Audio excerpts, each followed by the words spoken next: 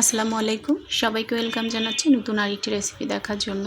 তো আজকে স্কুল থেকে আসার পরে ছেলে বলল রামেন খাবে, তো ওকে আমি ঝটপট রামেন বানিয়ে দিব। আমি যেভাবে বাসায় রামেন বানাই সেই রেসিপিটি শেয়ার করছি, আশা করছি সবার কাছে ভালো লাগবে। এখানে একটা রামেনের প্যাকেট নিয়েছি, এই প্যাকেটের ভিতরে দুটো মশলা থাকে। তো প্রথমে আমি চুলায় একটা ফ্রাই প্যান দিয়েছি, এখানে দুইটাতে মশলা ছিল, 2-3টা রসুনের কোয়া বানানোর জন্য প্রথমে সাথে আমি পেঁয়াজ দিয়েছি, রসুনের 2টা কোয়া চিকন চিকন করে কেটে নিয়েছি, আর সাথে অর্ধেক পেঁয়াজ দিয়েছি। এটা সামান্য একটু ভেজে নিব।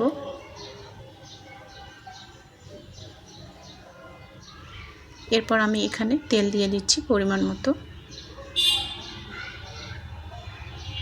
তো তেলটা দেওয়ার পরে যখন হালকা বাদামি কালার চলে আসবে তখন আমি এখানে পানি দিয়ে দিব।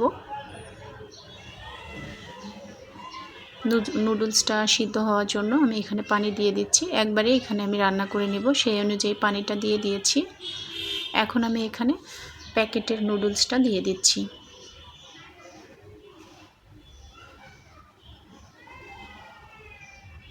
এরপর আমি এখানে স্বাদমতো লবণ দিয়ে দিচ্ছি।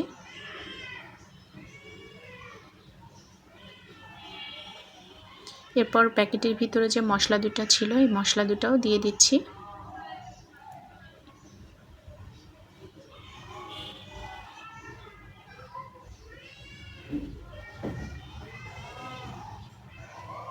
তো এরপর আমি এখানে সয়া সস আর টমেটো সস দিয়ে দিব, আর সাথে মরিচের গুঁড়াও দিয়ে দিব। রামেন যেহেতু একটু ঝাল হয়, যারা যেরকম ঝাল খেতে পছন্দ করেন সেই অনুযায়ী ঝালটা দিয়ে দিতে পারেন।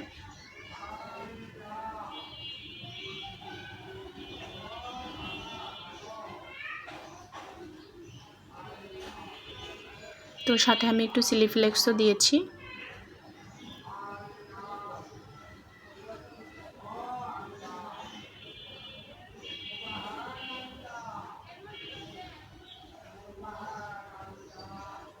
লাল মরিচের গুঁড়াও কিছুটা দিয়ে দিয়েছি।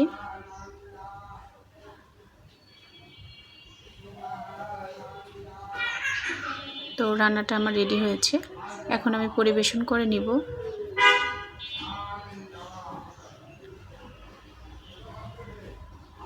তো এখানে আমি একটু লেবুর রস দিয়ে দিচ্ছি, এক ফালি লেবু নিয়েছি, আর একটা সিদ্ধ ডিম নিয়েছি, ডিমটা দিয়ে দিব।